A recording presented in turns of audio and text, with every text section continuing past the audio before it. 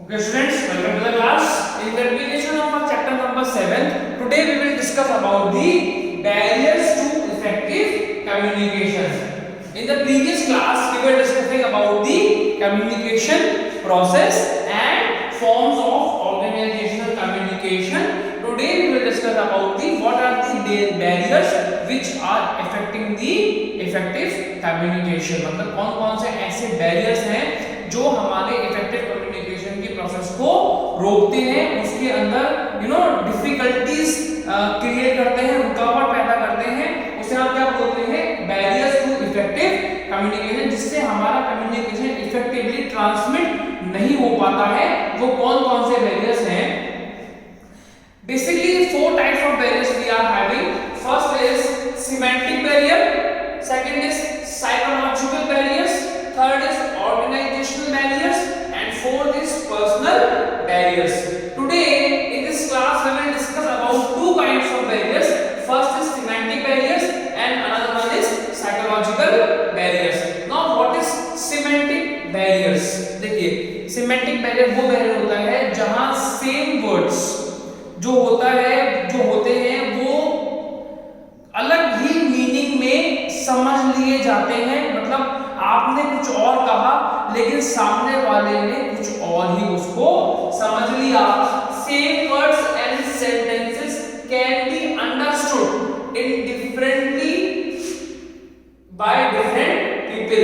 मतलब कि same word और सेम सेंटेंस दूसरे आदमी ने दूसरे तरीके से ही उसको अपने दिमाग में समझ लिया, तो उसको हम क्या बोलते हैं?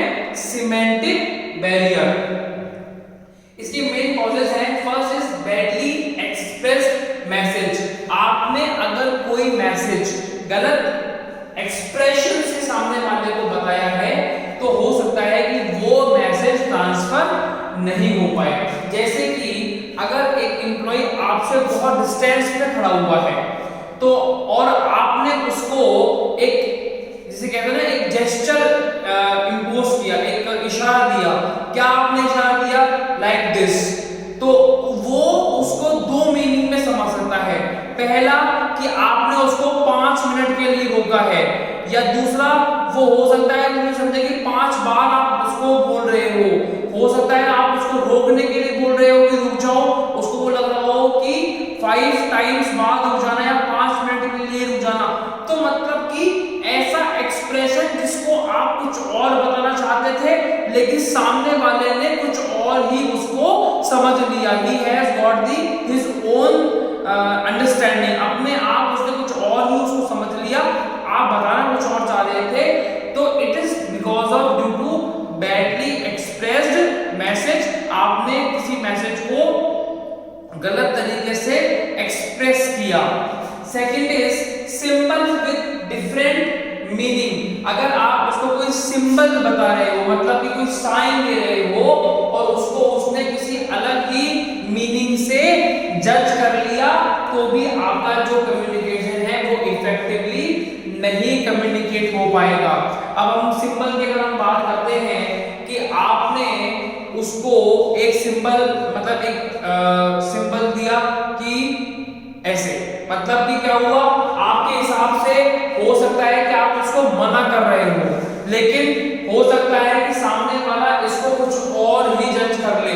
तो सिंबल ही आपका बिल्कुल एक्यूरेट होना चाहिए। Next is faulty translation. मतलब कि आपने कुछ और बताया और उस आदमी ने, जिसको आपने मैसेज दिया, उसने कुछ और ही अलग तरीके से उसको ट्रांसलेट कर दिया। से फॉर एग्जांपल, कंपनी के मैनेजर ने अपने सुपरवाइजर को बोला कि एक्स लेबर को बोलना कि वो कल नहीं आएगा। ठीक है, अब एक्स लेबर को सुपरवाइजर ने बोल दिया, मैनेजर साहब ने तुझे कल आने के लिए मना कर दिया है। हो सकता है कि वो एक्स लेबर ये समझ जाए कि मुझे अब आने के लिए ही सामने वाले ने मना कर दिया है, या मैनेजर ने मुझे आने के लिए ही अब मना कर दिया है। तो फॉल्टी ट्रांसलेशन मतलब आपने मैसेज को क्या ट्रांसलेट किया, उसके अंदर क्या आ गई? फॉल्ट आ गई। Fourth is unclarified assumption. मतलब कि आपने अपने आप कुछ एज्यूम कर लिया जो था, तो इससे भी क्या हो जाता है, हमारे कम्युनिकेशन में बैरियर्स आ जाते हैं। फिफ्थ इज टेक्निकल jargon, मतलब कि ऐसे टेक्निकल वर्ड्स जो आप समझ ही नहीं पा रहे हो या मैनेजर ने बताना चाहा तो भी आप उनको अलग तरीके से समझ गए। फॉर एग्जांपल मैनेजर ने बोला कि today in the evening one meeting of white collar employees will be held. अब हो सकता है कि आप लोगों ने क्या सोचा कि जो लोग व्हाइट कलर की टी शर्ट पहन के आए हैं या व्हाइट कलर की शर्ट पहन के आए हैं जिनका कॉलर व्हाइट कलर का है, उन लोगों की मीटिंग होने वाली है, लेकिन नहीं, कंपनी के एम्प्लॉय ने क्या बोला, मैनेजर ने क्या बोला, उसका मीनिंग क्या था कि आज टॉप लेवल एम्प्लॉइज की या मैनेजरियल लेवल के एम्प्लॉइज की मीटिंग होने वाली है। तो ये क्या हो गया, आपका टेक्निकल वर्ड्स आप कुछ और ही अंडरस्टैंड कर गए। And the last one is body language and gesture decoding, कि आपने अपनी बॉडी मतलब बॉडी से जो एक्सप्रेशन दी, जिसको हम बॉडी लैंग्वेज बोलते हैं, जेस्चर्स बोलते हैं, उसके कारण ही आपका जो मैसेज है वो प्रॉपर्ली ट्रांसमिट नहीं हो पाता है। इसका जो रीजन होता है वो ये होता है कि आपने कुछ और बताना चाहा, लेकिन ड्यू टू अ डिस्टेंस सामने वाला वो आपकी बात को प्रॉपर्ली समझ नहीं पाया। तो this is known as semantic barrier. The same words and sentences can be understood differently by the different people. की सेम वर्ड्स हैं, सेम सेंटेंसेस हैं, लेकिन उसको सामने वाला कुछ और ही समझ जाता है। Second is psychological barrier. ये जो बैरियर है इसके दो फैक्टर हैं, एक तो इमोशनल और दूसरा है साइकोलॉजिकल फैक्टर। और इमोशनल बैरियर जो होते हैं वो हमारे माइंड से रिलेटेड बैरियर होते हैं, जहां हम चीजों को हमारे माइंड से समझना नहीं चाहते या हमारे पहले से ही अपने माइंड के अंदर उस चीज के लिए नेगेटिव इंपैक्ट्स हैं, जिससे कि हम चीजों को समझना ही नहीं चाहते। इसके बैरियर्स देखिए, first is pre mature evaluation. आपने कोई काम होने से पहले ही उसको इवैल्यूएट कर लिया कि साहब ये काम तो पॉसिबल ही नहीं है, ये काम तो हो ही नहीं सकता, ये काम तो ऐसा होगा, ये काम हम वैसे कर सकते थे। तो ये क्या हो गया, premature evaluation.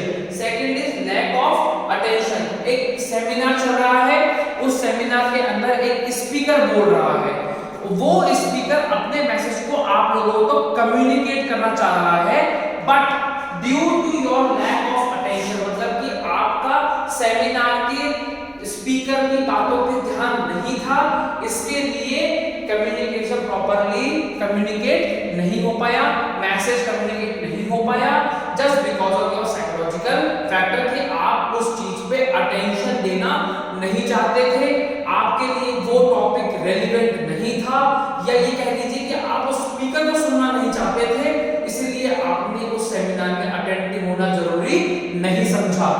Third is loss by transmission and poor attention, मतलब कि जो ट्रांसमिशन का जो मोड था, मतलब अगर कोई सेमिनार चल रहा है और जो माइक है वो माइक खराब हो गया, स्पीकर को पता नहीं लगा और जो पीछे लोग बैठे हुए थे उन तक आवाज नहीं जा पा रही है, तो लॉस बाय ट्रांसमिशन, मतलब जो ट्रांसमिट करने का जो मीडियम था, क्या था, माइक।